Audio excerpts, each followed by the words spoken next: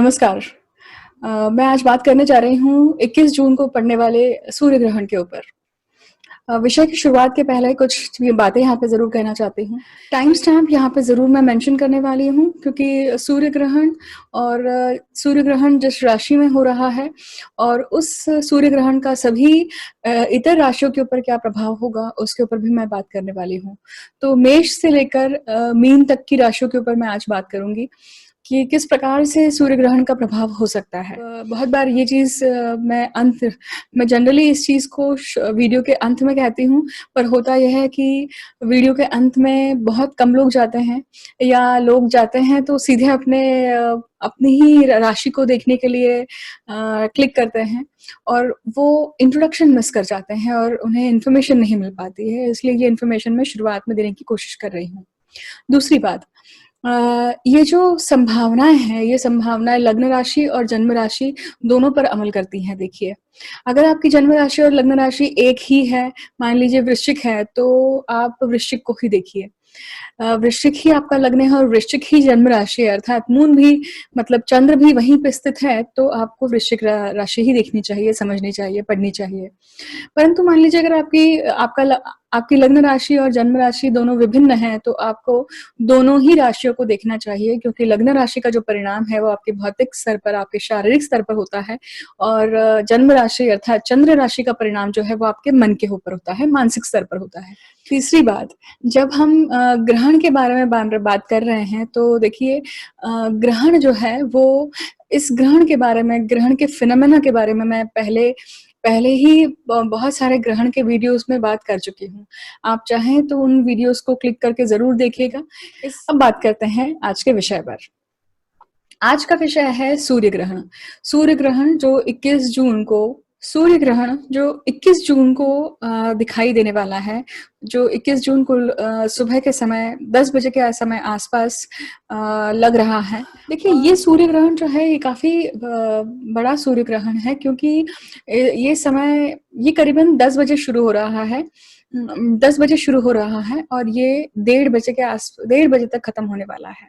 तो जो सूर्य ग्रहण है ये करीबन 3 घंटे 27 मिनट तक चलने वाला है। वृक पंचांग के अनुसार मैं ये इन्फॉर्मेशन आपको दे रही हूँ।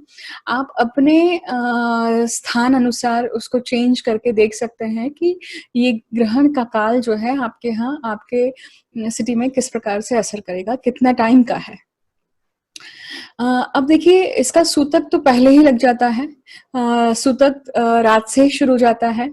10 बजे से रात से सूतक लग जाता है। ये जो ग्रहण है ये हर सिटी में अलग-अलग समय पे शुरू होगा क्योंकि टाइम ज़ोन थोड़ा-थोड़ा सा बदल जाता है यहाँ पर। जैसे दिल्ली में अगर ये 10:20 पे शुरू हो रहा है तो पुणे में हो सकता है कि 10:03 पे शुरू हो। वहीं अगर आप देखेंगे इंदौर में ये 10:11 पर है तो कोलकाता में 10:46 पे शुरू हो रहा है ये। तो थोड़ा-सा इसका टाइम डिफरेंस डिफरेंट होगा। इसे आप ज़रूर अपने दृक पंचांग की साइट पर जाकर आप देख सकते हैं कि आप जिस स्थान के निवासी हैं वहाँ पे ये कब शुरू हो रहा है। ये जो ग्रहण है ये काफ़ी बड़ा ग्रहण है देखिए। ये India, Nepal, Pakistan, Saudi Arabia, UAE मतलब complete Ethiopia, Congo, Central African Republic यहाँ सब जगह पे दिखने वाला है।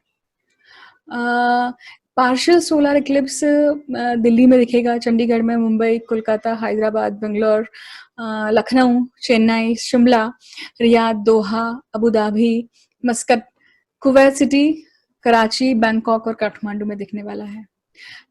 इसका प्रभाव नॉर्थ अमेरिका, साउथ अमेरिका या ऑस्ट्रेलिया कॉन्टिनेंट पर नहीं रहेगा। अब देखिए इस बारे में हम बात करते हैं कि इस ग्रहण का सबसे पहला जो इफेक्ट है ये किन किन लोगों को हो सकता है। इसके लिए आपको क्या ध्यान रखना चाहिए कि ग्रहण किस राशि में हो रहा है। ग्रहण मिथुन राशि में हो रहा है। मिथुन और धनु राशि की जो एक्सिस है एक्टिवेटेड है और उसी के कारण जो अभी पिछला जो ग्रहण हुआ था उसके परिणाम हम सभी इसके साक्षी हैं। देखिए जो आपदा आई है इसका एक कारण जो मैं यहाँ पे जरूर मेंशन करना चाहूंगी कि देखिए शनि गुरु के साथ में प्लूटो भी संलग्न थे और प्लूटो जो है वो यमधर्म कहलाते हैं और मेदनीय ज्योतिष शास्त्र के अनुसार प्लूटो जो है वो जिस जिस ग्रह के साथ में युति बनाकर चल रहे थे, तो प्लूटो जो है वो मेजॉरिटी को दिखाता है, मैक्रो लेवल को दिखाता है। और जब प्लूटो जो है वो विस्फोटक है कहीं ना कहीं, और कोई भी घटना, कोई भी आपदा जो है, जब प्लूटो जैसे ग्रह से जुड़ती है तो वो मेजर लेवल पे, मास लेवल पे देखी जाती है। जिस ग्रह के साथ में उसकी क्लोज कंजंक्शन होगी, उस ग्रह के हिसाब से, जैसे अब शुरुआत में ये गुरु के साथ में प्लूटो की युति जब कंजंक्शन बनी थी, तो सबसे पहले वेल्दी कंट्रीज टारगेट हुई थी, सबसे पहले वहां पे उसका परिणाम दिखा था। कोरोना का सबसे ज्यादा परिणाम हमने पहले यूरोपियन देशों में देखा। वह जैसे ही इसकी कंजंक्शन शनि के साथ में हुई, तो सर्विस इंडस्ट्री या सर्विस क्लास या सर्विस वर्ग पर या जो डेवलपमेंटल स्टेज पर हैं उनके ऊपर उसका परिणाम नजर आया। विषय आज का हमारा ग्रहण के ऊपर है, तो मैं पुनः इसके ऊपर लौटकर आपसे ग्रहण के बारे में ही चर्चा करती हूँ यहाँ पर। तो अब देखिए, जब हम ग्रहण की बात करते हैं तो यहाँ पर मैं सीधे सीधे चार्ट शेयर करूंगी। जिस दिन ग्रहण होने वाला है, जिस समय ग्रहण होने वाला है, उस समय के हम प्रश्न कुंडली लगाएंगे और देखेंगे कि थोड़ा सा प्लानिटरी अलाइनमेंट हम देखने वाले हैं कि किस तरह से है, ताकि आपको एक बहुत अच्छा अंदाज आ सके कि ये जो ग्रहण है, ये ग्रहण किस तरह से इफेक्ट करेगा, कौन से प्लैनेट्स इसके करीब हैं, किस तरह के योग बना रहे हैं, और ये सभी चीजें आपको, हर हर व्यक्ति को किस तरह से परिणाम दे सकती हैं।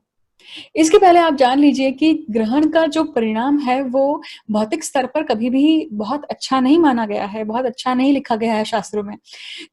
ग्रहण का परिणाम जो होता है, ग्रहण जो है किसी भी चीज के सामने आकर जो चीज है उसे वो चीज छुप जाती है, उसकी रेस छुप जाती है। तो यहाँ पे सूर्य कुछ क्षण के लिए छुप जाने वाले हैं। इसमें सिल्वर लाइनिंग इतनी है कि ग्रहण टेम्पररी इफेक्ट होता है, परमानेंट नहीं है कोई भी चीज। परंतु इसका परिणाम उन लोगों के कुंडली में ज्यादा होगा जिन लोगों की कुंडली में ऑलरेडी ग्रहण योग निर्माण है, जिन लोग की कुंडली में चंद्र राहु की, सूर्य राहु की, चंद्र केतु की, सूर्य केतु की युति हुई है, या फिर बुध राहु की, बुध केतु की युति है, उनके लिए ये परिणाम ज्यादा करेगा। जिनकी राहु की, बुध की या फिर चंद्र की, केतु की दशा, अंतरदशा, विदशा चल रही है, उनके लिए भी ये परिणाम ज्यादा करेगा। अगर आपकी कुंडली में आपका आत्मकारक, अमात्य कारक ग्रह इन ग्रहों की श्रेणी में आता है, तो भी आपको इसका परिणाम होने वाला है। अगर आप देखेंगे कि आपका लग्न, आपकी जन्म राशि या फिर आपका सूर्य इन ग्रहों में या फिर इन राशियों में स्थित है, इन ग्रहों से प्रभावित है, या फिर इन राशियों में ये ग्रह स्थित होंगे, तो भी आपको परिणाम होगा। ये कहीं ना कहीं एक सडन इवेंट्स लाते हैं, ये कहीं ना कहीं कुछ ना कुछ ऐसे इवेंट्स लाते हैं जो बहुत समय से पेंडिंग होते हैं, ट्रिगर होते हैं। हालांकि ग्रहण जो है वो हर साल होने वाली एक सहज घटना है। देखिए, चलिए अब शुरू करते हैं कि जो जो ग्रहण होने वाला है उस समय की हम एक कुंडली लगाने वाले। अब देखिए, ग्रहण लगता है सिंह राशि में, और ये जो ग्रहण है ये अंत होगा कन्या राशि में।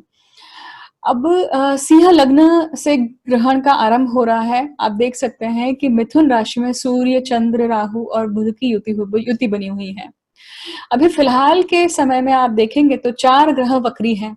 बुध उस समय मतलब 21 जून को उस टाइम पीरियड पे बुध वक्री रहेंगे, शुक्र वक्री रहेंगे, गुरु वक्री चल रहे हैं, शनि भी वक्री चल रहे हैं। तो 4 ग्रह वक्री होकर बैठे हुए हैं और अपनी वक्री स्थिति में परिणाम देने की कोशिश करेंगे।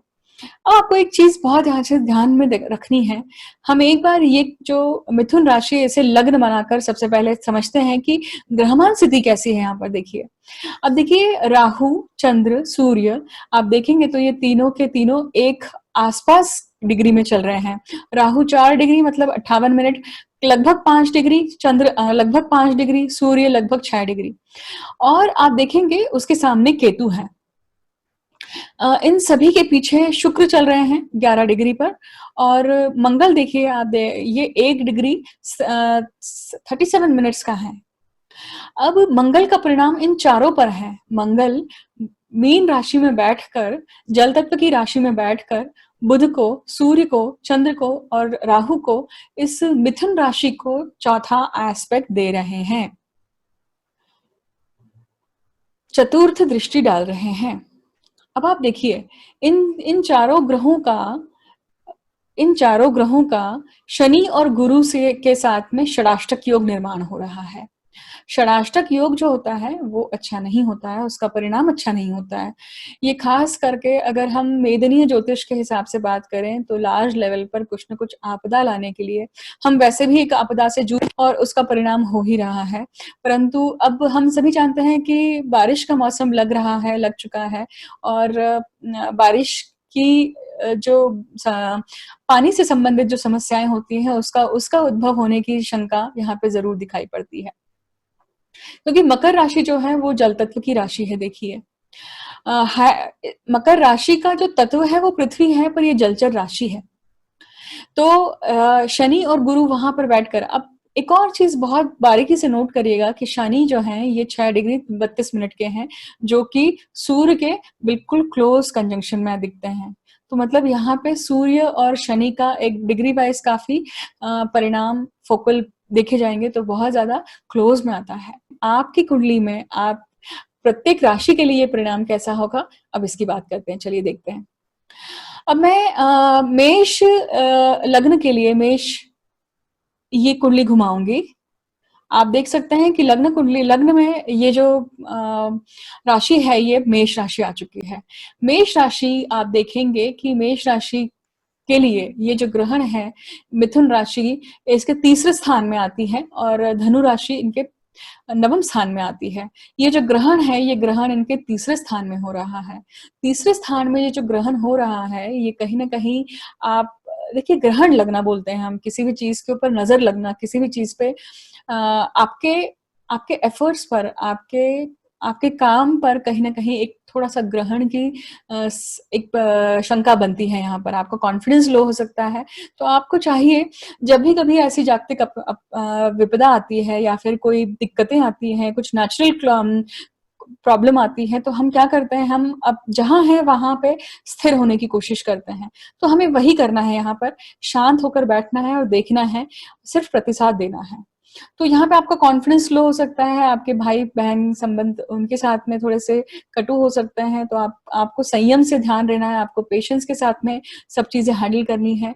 अपने इम्पोर्टेंट डिसीजंस उसके कुछ समय तक जरूर बिल्कुल भी मत लीजिएगा। शनि और गुरु जो हैं ये आपके दशम स्थान पे बैठे हुए हैं और ये षडाष्टक योग बना रहे हैं। तो ये कहीं ना कहीं काम के संबंध में भी आपका कॉन्फिडेंस लो करने वाले हैं, आपके करियर के संबंध में भी कॉन्फिडेंस लो करने वाले हैं।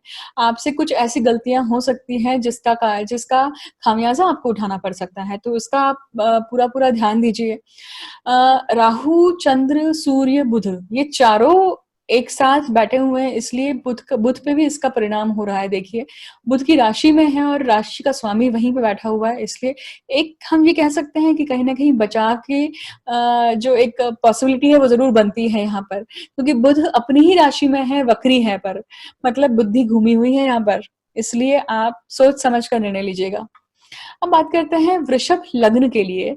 वृषभ लग्न के लिए देखिए, ये जो गोचर है ये क्या परिणाम दे रहा है। आप देखिए, दूसरे स्थान में ये पूरा ग्रहण जो है दूसरे स्थान में ये सब घटित होने वाला है। दूसरा स्थान क्या है? दूसरा स्थान आपका वाचा स्थान है, आपका खाने पीने का स्थान है, आपका कुटुंब स्थान है, कुटुंब वृद्धि का स्थान है। तो बहुत सारे ऐसे जातक जिनके घर में नया मेहमान आने वाला है, या जो शादी के बंधन में बंधने वाले हैं, या जो बंधने वाले थे ऑलरेडी पोस्टपोनमेंट हो चुकी है उनके लाइफ में, या कुछ ना कुछ दिक्कतें आएंगी, इसकी इसकी संभावना जरूर बनती है। या फिर हम जैसे बोलते हैं कि ग्रहण लगना, कहीं ना कहीं हम बोलते हैं हमारी खुशियों को ग्रहण लग गया, हमारी अच्छी चीजों को ही ग्रहण लगता है। क्यों? क्योंकि कभी कभी नजर लगना जो होता है वो प्रकार घटित होता है। देखिए, इसका एक कारण ये होता है कि सामने वाले के पास में वो चीज नहीं है और आप दिखा दिखा कर अगर सामने वाले को महसूस करवाएंगे तो कहीं ना कहीं उसके मन में ये भावना जरूर आती है कि भाई मेरे पास नहीं है, ये बड़ा घूम रहा है, ये बड़ा इस चीज को एंजॉय कर रहा है। तो आप उस चीज पे जरूर ध्यान दीजिए कि किस इस तरह के कोई भी कर्म नहीं करने हैं, क्योंकि ये जो ग्रहण है ये तीसरी राशि में, मतलब काम त्रिकोण में हो रहा है, कर्म के ऊपर हो रहा है। सो कर्म को बहुत अच्छे से यहाँ पे ध्यान रखकर करना है। दूसरे स्थान में हो रहा है तो खाने पीने का विशेष ध्यान रखिए, क्योंकि ये कहीं ना कहीं खाने पीने से ही विषाणु फैल सकते हैं। खाने खाने गलत खाने की वजह से आपकी तबीयत खराब हो सकती है क्योंकि मारक भाव में हो रहा है। तो वृषभ लग्न के लिए ये चीज़ ध्यान रखनी चाहिए। दूसरा भाव आपका धन भाव है कि धन की हानि होने की संभावना यहाँ पे ज़रूर दिखती है क्योंकि मंगल जो व्ययेश है आपकी पत्रिका में ये देख रहा है, तो ये ज़्यादा खर्चा दिखाता है इस काल में। कहीं न कहीं इसका जो प्रभाव है इस ग्रहण का, ये आपके खर्चे को और बढ़ा सकता है। अब बात करते हैं मिथुन राशि की, मिथुन लग्न की। देखिए, मिथुन लग्न इसी में ही एक ग्रहण हो रहा है और मिथुन का स्वामी बुध ये वहीं पे बैठा हुआ है। आप देख सकते हैं जब लग्नेश लग्न में बैठता है तो लग्न मजबूत हो जाता है, परंतु वहाँ पे ग्रहण हो रहा है और राहु, चंद्र, सूर्य, बुध इन चारों ग्रहों की आपस में युति बनी हुई है जिसको मंगल देख रहे हैं। और मंगल का देखना ये कहीं न कहीं आपके 11वें भाव का जो स्वामी है, जो लाभ भाव का स्वामी है, ये इसको देख रहा है। लग्न में जब कोई भी ग्रह होता है तो वो ग्रह या वो भाव जातक के कंट्रोल में आ जाता है शास्त्रों के अनुसार। परंतु यहाँ पर ग्रहण लग रहा है, हम ग्रहण की बात कर रहे हैं, तो आपको ग्रहण जब भी लगता है तो किसी न किसी अच्छी चीज़ों पर लगता है। देखिए हम बोलते हैं नज़र लग गई, इस तरह की बातें हम ज़रूर सुनते हैं बड़े बुजुर्गों से। तो यहाँ पे आपको ध्यान देना है कि आप अपना जो पर्सनैलिटी है, आपकी जो खुद की एक व्यक्तिमत्व है, उसके ऊपर आपको बहुत ध्यान देना है। ऐसी कोई भी बातें नहीं करनी है, ऐसी कोई भी चीज़ें नहीं करनी है जिसके कारण आप प्रॉब्लम में आ सकते हैं क्योंकि व्यय स्थान का स्वामी अ, व्यय स्थान में बैठा हुआ है और द्वितीय स्थान का स्वामी लग्न में आके बैठा हुआ है, मतलब वाचा आपके कंट्रोल में होनी चाहिए। तीसरी राशि जो है देखिए ये कर्म त्रिकोण पे आती है, तो यहाँ पे कर्म कर्म को ही बहुत ज़्यादा इम्पोर्टेंस दी जाएगी। आप किस प्रकार के कर्म कर रहे हैं उसके ऊपर ही आपको रिजल्ट मिलने वाले हैं देखिए आने वाले समय में।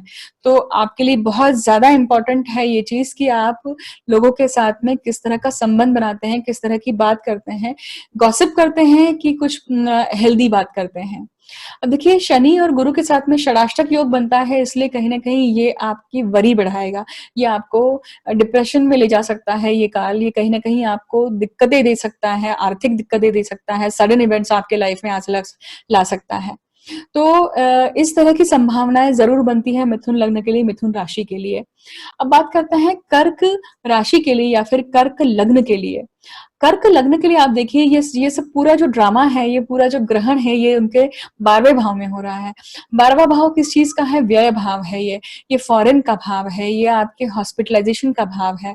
तो बहुत ध्यान रखिए अपनी तबीयत का इस समय पे, अपने अपने खाने-पीने पे ज़रूर कंट्रोल कर रखिए क्योंकि 4-4 ग्रह व्यय भाव में बैठे हैं, आपके निद्रा के भाव में बैठे हैं, आपके शैय्या सुख पर बैठे हुए हैं। तो आपको बहुत ध्यान देना है कि ये सभी ग्रह आकर आपके उस भाव को कहीं न कहीं एक्टिवेट कर चुके हैं और ग्रहण जो है वो कहीं न कहीं प्रभाव देगा यहाँ पर, ग्रहण लगाएगा।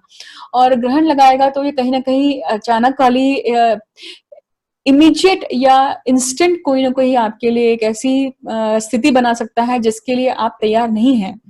अचानक वाली सडन इवेंट्स आपके लाइफ में बन सकते हैं 12th हाउस से रिलेटेड।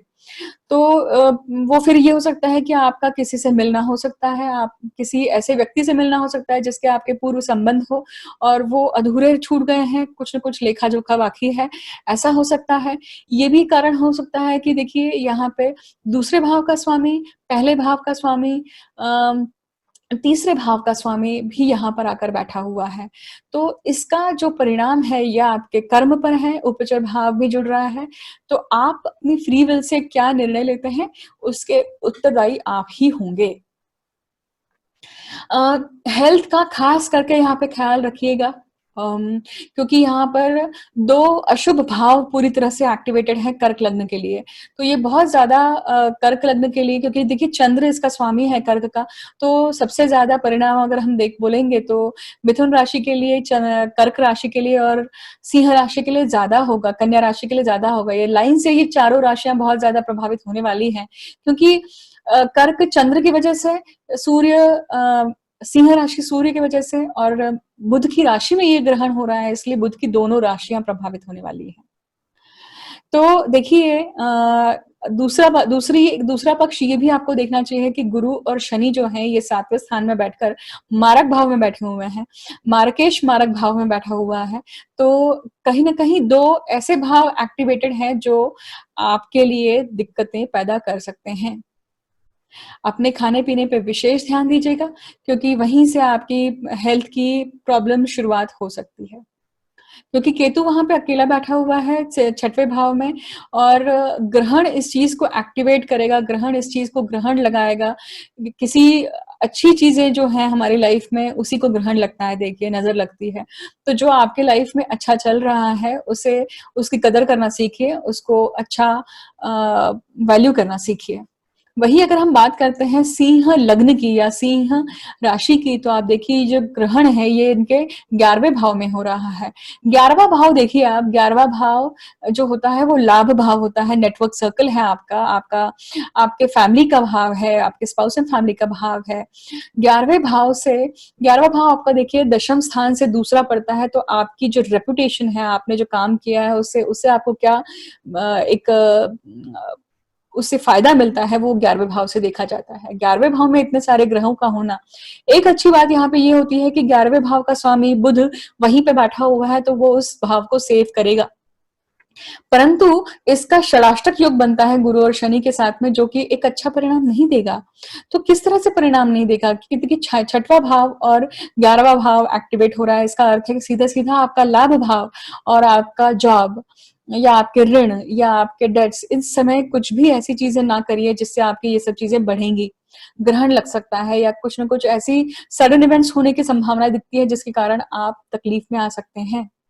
क्योंकि देखिए कोई भी ग्रहण का प्रभाव जितने समय का है उतने महीने या उतना आप साल मान के चल सकते हैं। 1.5 घंटे का है तो डेढ़ साल तक इसका परिणाम रहेगा। एक सूर्य ग्रहण से लेकर दूसरे सूर्य ग्रहण तक का उसका प्रभाव होता है।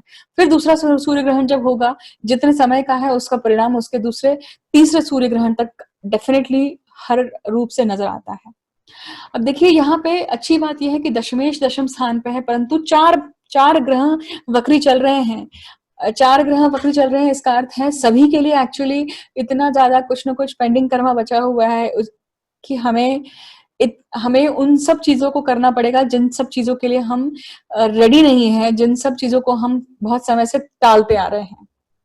क्योंकि ये जो ग्रहण है ये तीसरी राशि में हो रहा है, कर्म त्रिकोण की राशि में हो रहा है, तो कर्म को ही यहाँ पे महत्ता दी जाएगी। आप किस प्रकार के कर्म कर रहे हैं उसी से आपका आगे आने वाला समय तय होगा।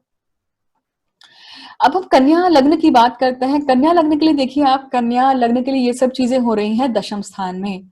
यहाँ पे लग्नेश और दशमेश एक ही है जो कि दशमेश में जाकर दशम स्थान पे बैठा हुआ है। दशम स्थान कन्या लग्न के लिए ये जो गोचर है या ये जो ग्रहण का काल है ये काफी इम्पैक्टफुल रहेगा। जैसे मैंने कर्क लग्न की बात की थी, सिंह लग्न की बात की थी, उसी प्रकार से कन्या लग्न के लिए भी ये गोचर जो है ये जो ग्रहण है ये काफी इम्पैक्टफुल रहेगा। क्यों इम्पैक्टफुल रहेगा? क्योंकि आप देख रहे हैं कि बुध इन तीनों ग्रहों के साथ संलग्न है और शनि का इसके साथ में एक अलग ही षडाष्टक योग बन रहा है। तो षडाष्टक योग तो वैसे भी इन ग्रहों के साथ है तो ये सभी लग्नों के लिए एक्चुअली परिणाम कर रहा है। तो सभी लग्नों में कहीं ना कहीं एक खामियाजा या फिर कहीं ना कहीं बुरे फल विपरीत फल मिलने की आशंका तो जरूर है। पूरी पूरी प्रोबेबिलिटीज बनती हैं। गुड़ी गुड़ी बोलना अच्छा बोलना कोई अर्थ नहीं है। सजग करना बहुत जरूरी है और ज्योतिष इसी का कार्य को ज्योतिष इसी के साथ जुड़ा हुआ है देखिए। तो देखिए दशम स्थान पे जब ये पूरा गोचर बन रहा है आपका पूरा ये 4 ग्रह दशम स्थान पे बने हुए हैं तो ये आपके कर्म को या आपके सभी प्रकार के कर्म को यहाँ पे एक्टिवेट कर रहा है। आपके कर्म को यहाँ पे एक ग्रहण लगाएगा देखिए। अब आपके ऊपर है कि आप डिसीजन मेकिंग किस तरह से करते हैं। आपको पेशेंटली करनी चाहिए। आप अपने डिसीजन मेकिंग बहुत सोच समझ कर करिए। 4 ग्रह वक्री चल रहे हैं। लग्नेश खुद वक्री चल रहा है, दशमेश वक्री चल रहा है, गुरु शनि और शुक्र भी वक्री चल रहा है। तो जब तक ये ग्रह अपनी ओरिजिनल स्थिति में नॉर्मल स्पीड में नहीं आते हैं तो आपको इन सभी से संबंधित कोई भी एक इम्पोर्टेंट डिसीजन नहीं लेना है देखिए। फिर चाहे वो आपके माता से संबंधित हो, आपके बच्चों से संबंधित हो, आपके जॉब से संबंधित हो। हाँ, जिन लोगों की कुंडली में ये ग्रह नेचुरल रूप से मतलब नेटल में ही अगर वक्री है, तो आपके लिए ये समय बहुत एक्टिव होगा। कहीं न कहीं आपके लिए कुछ न कुछ डिसीजन मेकिंग ज़रूर आएगी। फिर चाहे वो पैसों के संबंध से हो सकती है, फिर आपके जॉब से संबंध में हो सकती है या फिर आपके कर्म से संबंधित हो सकती है। तुला लग्न की अगर हम बात करें तो तुला राशि जो है, तुला लग्न जो है अगर हम देखें तो इसके लिए ये जो गोचर है या ये जो ग्रहण है ये इनके नवम भाव पे हो रहा है। पिता का ज़रूर ख़्याल रखिएगा इस काल में, क्योंकि नवम स्थान पे हो रहा है, तो नवम स्थान आपके बाहर देखिए लॉन्ग जर्नीज़ का है। बाहर जो लोग जाना चाह रहे थे, वो पोस्टपोनमेंट हो सकता है। सडन कुछ ना कुछ प्रॉब्लम्स अराइज़ हो सकती हैं, वीज़ा रिजेक्ट हो सकता है, फ्लाइट कैंसल हो सकती है, फ्लाइट मिस हो सकती है, फ्लाइट प्रीपोन हो सकती है, ऐसी कुछ न कुछ घटनाएँ घटित हो सकती हैं। वैसे भी हम कोरोना के सिचुएशन से जा रहे हैं, तो ये सारी संभावनाएँ वैसे भी लाज़मी हैं।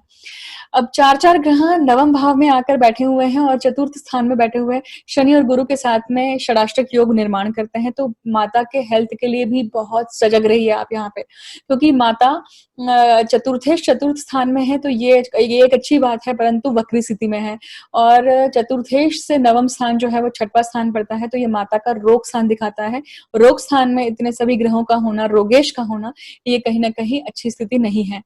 तो आपको आपको क्या है कि ये ग्रहण जो है, ये तुला लग्न के लिए खास करके उनकी माताओं के लिए थोड़ा-सा डिफ़िकल्ट हो सकता है, उनके पेरेंट्स के लिए डिफ़िकल्ट हो सकता है।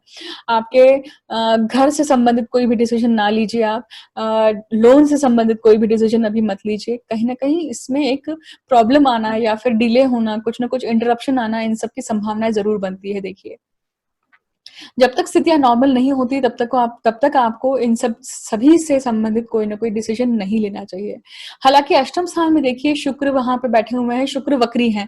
4-4 ग्रह वक्री होकर बैठे हुए हैं, शुक्र वक्री है, बुध वक्री है, शनि वक्री है, गुरु वक्री है।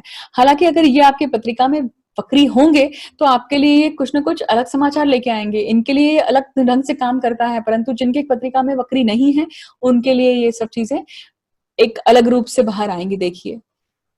वहाँ पे उनके लिए सपोर्टिव नहीं होगा क्योंकि इनकी चाल अलग है यहाँ पर।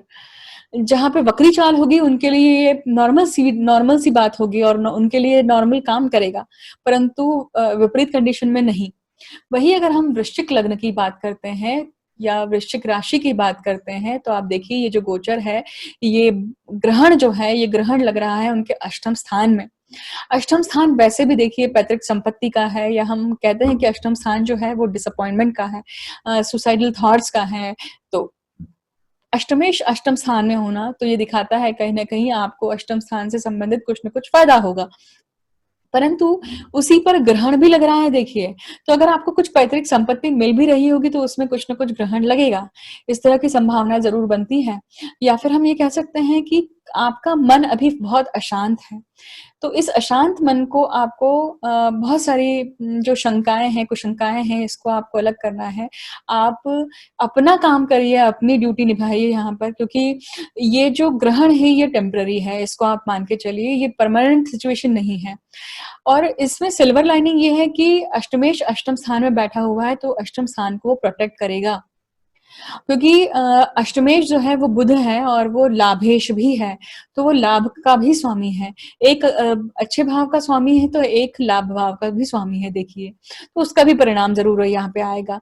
परंतु ग्रहण है और ये 4-4 ग्रह अष्टम स्थान में बैठे हैं, तो पंचमेश देखिए पंचमेश वक्री होकर बैठा हुआ है और जो तृतीयेश और चतुर्थेश है ये भी वक्री होकर बैठा हुआ है। तो धन की प्रॉब्लम आ सकती है यहाँ पे आपके सिबलिंग से आपका झगड़ा हो सकता है, यहाँ पे आपके माता से आपका थोड़ा-सा दिक्कत हो सकती है। आप वैसे भी अगर अपने माता का फर्ज़ निभा रहे हैं, उनका ख़्याल रख रहे हैं, तो उनका और ज़्यादा ख़्याल रखना पड़ेगा। ये एक आपके लिए टेस्ट का समय होगा और बच्चे भी आपका पेशेंस बहुत टेस्ट करने वाले हैं क्योंकि देखिए मंगल पंचम स्थान में बैठकर अष्टम स्थान को देखता है।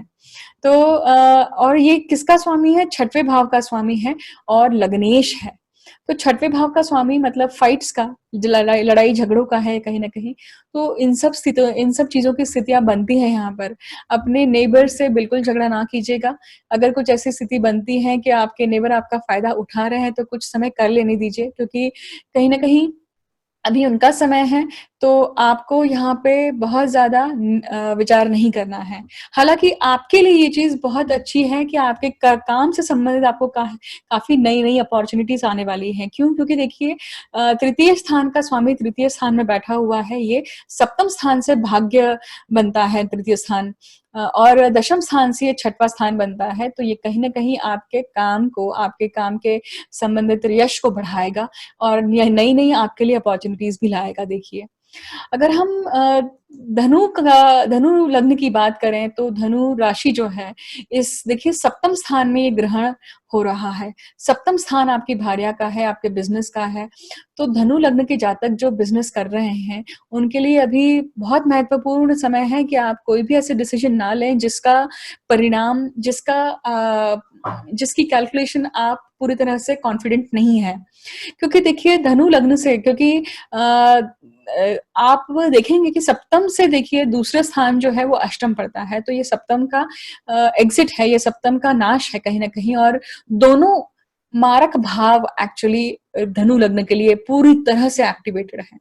तो यहाँ पे अगर हम 12 लग्नों में से देखें, तो धनु लग्न के लिए ये जो स्थिति है, ये काफ़ी काफ़ी डिफ़िकल्ट वाली स्थिति है। क्यों? क्योंकि अ, दोनों ही मारक भाव पूरी तरह से एक्टिवेटेड है, और एक मारक भाव में ये ग्रहण बन रहा है।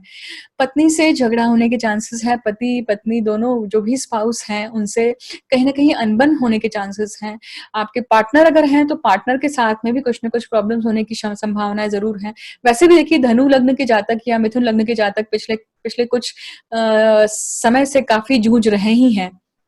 परंतु अच्छी बात देखिए इन सभी में सिल्वर लाइनिंग ये है कि द्वितीय स्थान का स्वामी द्वितीय में बैठा हुआ है, और सप्तम स्थान का स्वामी सप्तम स्थान में ही बैठा हुआ है। पर ये दोनों स्वामी जो हैं, ये अपनी-अपनी जगह पर वक्री होकर बैठे हुए हैं। इसलिए ये समय जो है, ये और ज़्यादा महत्वपूर्ण हो जाता है, क्योंकि ये अपनी नॉर्मल स्थिति में नहीं है। नॉर्मल स्थिति में होते तो ये सपोर्ट करते हैं, अपने भाव को बचाने का ये करते हैं। इसका अर्थ ये भी बनता है कि धनु लग्न के लिए खास करके दूसरा स्थान और सप्तम स्थान से जो भी जुड़ा हुआ पेंडिंग कर्मा है, उसे निभाने का समय आ गया है। कुछ न कुछ धन से संबंधित दिक्कतें, धन से संबंधित कोई न कोई पेंडिंग कर्मा डेफिनिटली आपके सामने आएगा। खाने से संबंधित पेंडिंग कर्मा आपके सामने आएगा, उसको आपको निभाना चाहिए। 4-4 ग्रह वक्री होकर बैठे हैं देखिए, ये जब तक अब आप मार्गी सिचुएशन में नहीं आते हैं, तब तक आपके लिए दिक्कतें बन सकती हैं। हाँ, अगर आपकी पत्रिका में ये ग्रह अपने आप में वक्री बैठे हुए हैं जन्म काल से, तो आपके लिए ये एक शुभ समाचार भी ला सकता है, आपके लिए कुछ न कुछ अलग न्यूज़ भी ला सकता है, आपके लिए कुछ न कुछ अलग तरीके से काम कर सकता है ये ग्रहण, ये गोचर। अगर मकर लग्न की बात करें, तो आप देखेंगे मकर लग्न या मकर राशि, जहाँ पे शनि और गुरु दोनों ही बैठे हुए हैं। हालाँकि इनकी युति नहीं है, क्योंकि अगर आप देखेंगे अंशात्मक क्योंकि युति नहीं है यहाँ पर, परंतु शनि और गुरु जो हैं, इस ग्रहण काल में ग्रहण से जो राहु, चंद्र और सूर्य, बुध जो हैं, ये छठवें स्थान में बैठे हुए हैं, रोग स्थान में बैठे हुए हैं और त्रिक भाव में बैठे हुए हैं। तो कहीं न कहीं ये त्रिक भाव को पूरी तरह से एक्टिवेट कर चुके हैं। लग्न स्थान से बैठकर इसने त्रिक भाव में मतलब षष्ठ भाव में बैठे हुए इस ग्रहण से संबंधित इन चारों ग्रहों से एक षडाष्टक युति बनाई है, जो कि बहुत अच्छी नहीं है। ये रोग को आमंत्रित कर सकती है आपके जीवन में। आपको चाहिए कि आप अपने खाने-पीने का विशेष ख़्याल रखें, अपने रूटीन का विशेष ख़्याल रखें। चूँकि लॉकडाउन का पीरियड चल रहा है, तो आपके लिए बहुत महत्वपूर्ण है कि आप किस तरह से अपने दिनचर्या को पूरी तरह से अच्छे से प्रॉपरली हैंडल करके रखते हैं। देखिए लग्नेश यहाँ पे व्ययेश, लग्नेश, द्वितीयेश और तृतीयेश, ये चारों के चारों जो ग्रह हैं, ग्रह स्वामी है, ये पेंडिंग या वक्री होकर बैठे बैठे हुए हैं। तो इन सभी से संबंधित कुछ न कुछ अचानक से कोई इवेंट आपके सामने आ सकता है। अच्छा, फिर चाहे वो आपके भाई बहनों से हो, फिर आपके धन भाव से हो, खर्चे का हो, तो कहीं न कहीं अभी जो टाइम है, ये आपका टेस्टिंग टाइम पीरियड है। आपको चाहिए कि आप बहुत ज़्यादा इसमें अपने आप को संयम से बाँध के रखें। विपरीत अगर स्थिति बनती है तो भी आपको ध्यान रखना है कि ये समय परमानेंट नहीं रहने वाला है, ये निकल जाएगा। अब और एक खास बात ध्यान रखिए कि छठवें भाव में हो रहा है तो जॉब, क्योंकि सर्विस, जॉब, आपका लोन, आपके ऋण जो भी हैं, इन सभी से संबंधित। तो देखिए अब कुंभ लग्न की बात करते हैं। कुंभ लग्न के लिए या कुंभ राशि के लिए देखिए जो गोचर है या ये ग्रहण जो है ये इनके पंचम भाव में हो रहा है। पंचम भाव आपके संतति का है, नए अपॉर्चुनिटीज का है, आपके आपकी इच्छा शक्ति का है देखिए। तो इच्छा शक्ति के ऊपर ग्रहण होना कहीं न कहीं आपको इस तरह की स्थितियाँ बनाता है कि आपका कुछ भी करने का मूड नहीं होगा, या फिर सडनली आप इतने एनर्जी में भरे रहेंगे कि आपको बहुत सारी चीज़ें एक साथ करने का एक आप में एक जोश आएगा।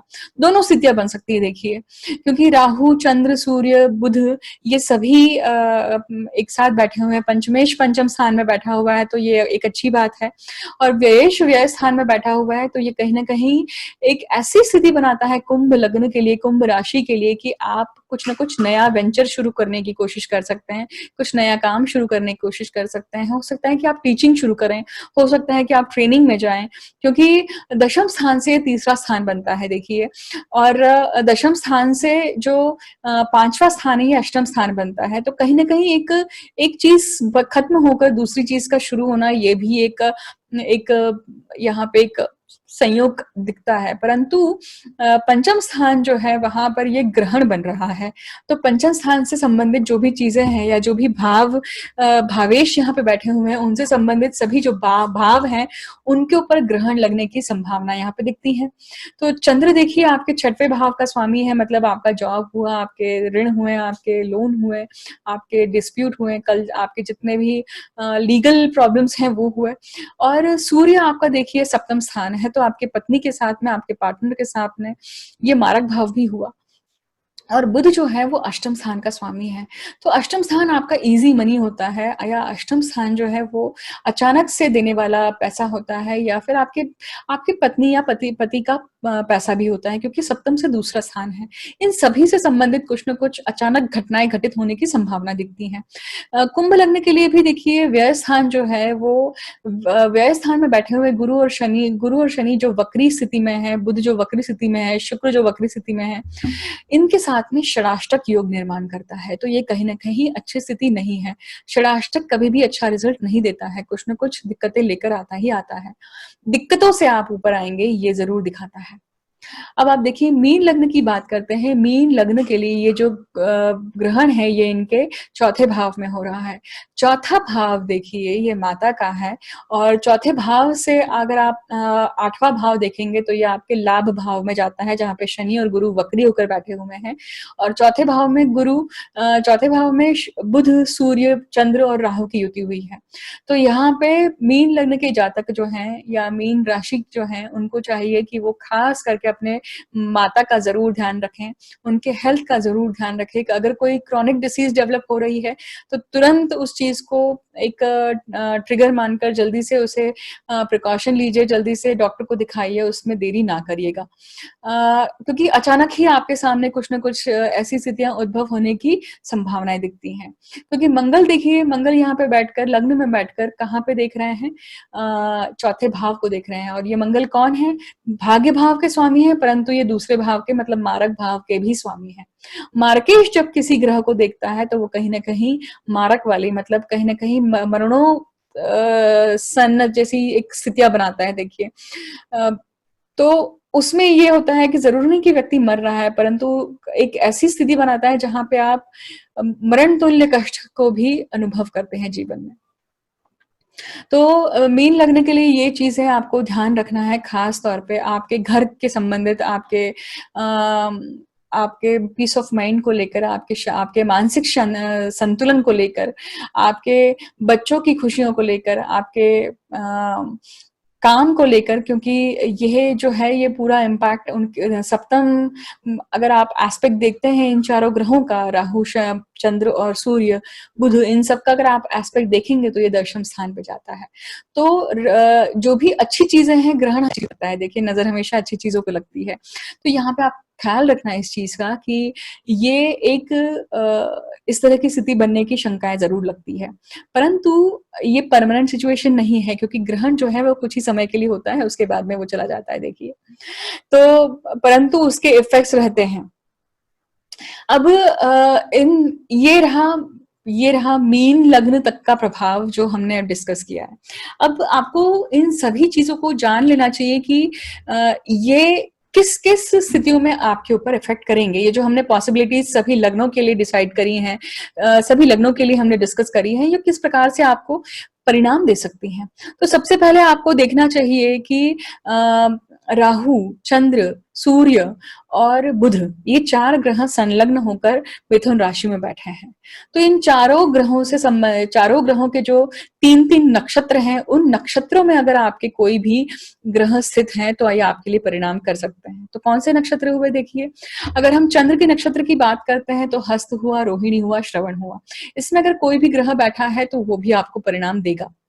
अगर हम सूर्य के नक्षत्र की बात करें तो सूर्य देखिए कृतिका, उत्तर फाल्गुनी और उत्तर आषाढ़ा नक्षत्र जो है वो सूर्य के नक्षत्र हैं। तो अगर इसमें कोई ग्रह बैठा हुआ है आपका तो भी आपको ये परिणाम कर सकता है देखिए।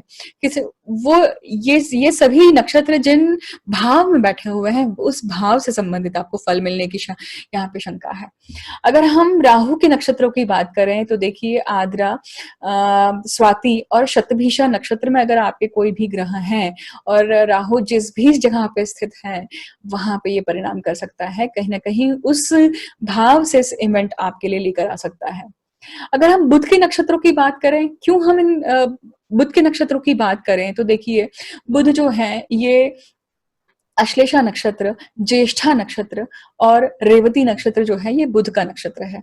और इन तीनों नक्षत्र में अगर कोई ग्रह विराजमान है और वो जहां भी बैठा है आपकी पत्रिका में वहां से संबंधित आपके लिए इवेंट होने की संभावना दिखती है। अब हमने ये चारों ग्रह क्यों लिए, क्योंकि ये चारों ग्रह युति में बैठे हुए हैं। कहाँ बैठे हुए हैं? मिथुन राशि में बैठे हुए हैं। और मिथुन राशि जो है ये किसकी राशि है? ये बुध की राशि है। और बुध इनके स्वामी हैं। इसके कारण बुध का बहुत ज्यादा इंपॉर्टेंट रोल है। अब बुध की मिथुन राशि भी है तो कन्या राशि को भी आपको लेना पड़ेगा, क्योंकि एक ही राशि पर परिणाम होगा ऐसा नहीं है। बुध अगर एक्टिवेट होते हैं तो वो अपने साथ सभी अपने चीजों को एक्टिवेट करेंगे ही करेंगे। हर ग्रह का ऐसा होता है देखिए। अब इसी के साथ में ये चारों ग्रहों की अगर आपकी महादशाएं अगर चल रही हैं किसी की पत्रिका में तो भी आपको फल मिलेंगे। अब न केवल महादशा, अंतरदशा भी अगर है तो भी, विदशा है तो भी, ये ग्रह आपके अगर आत्मकारक अमात्य कारक हैं, इसमें सूर्य अगर आपके कंजंक्ट है तो भी आपके लिए परिणाम कारक होगा। देखिए ग्रहण काल जो है या ग्रहण की स्थिति जो है ये सबसे ज्यादा इफेक्ट उन्हीं को करती है जिनका चंद्रमा या फिर सूर्य कमजोर होता है। और ये कब कमजोर होता है? जब राहु केतु से ग्रसित होता है। तो इसका सीधा सीधा परिणाम ये है या सीधा सीधा जो इफेक्ट होता है ये कहीं ना कहीं टेम्पररी इफेक्ट होता है लाइफ में। पर बहुत से ऐसे जातक होते हैं कि इस युति को लिए हुए भी अब बहुत अच्छा काम कर जाते हैं, परंतु उनका कोई एस्पेक्ट लाइफ का पूरी तरह से निढाल होता है, पूरी तरह से शैडो ही होता है। जैसे व्यक्ति का बाह्य रूप जो है या करियर का एस्पेक्ट जो है वो बहुत अच्छा है, परंतु उसकी मैरिज ही नहीं हुई है, उसकी फैमिली लाइफ ही नहीं है। तो इस तरह से आप देख सकते हैं कि एक पक्ष बहुत अच्छा काम कर रहा है परंतु दूसरा पक्ष पूरी तरह से जीरो है। इस तरह के परिणाम जरूर लेकर आता है इस प्रकार की युति।